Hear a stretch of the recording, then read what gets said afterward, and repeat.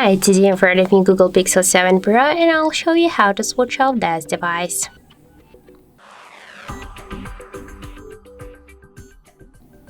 So just to do that, we should press the power key on the right side of our phone and volume up button at the same time. So let's just press it, and now we can see that the power off menu is activated. Now just to turn off our smartphone, we should just click here to power off icon, because if you will press only the power key, we'll use here the Google Assistant. If you wanna just unlink Google Assistant here from power key button, we should first open the settings, scroll down to the system section, click to the gestures and scroll down to press and hold power button.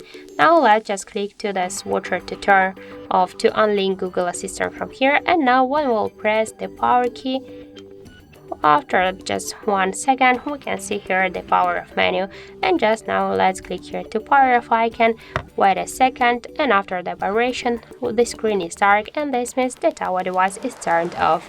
So that's it, thank you for watching, and if you find this video helpful, don't forget to leave a like, comment and to subscribe our channel.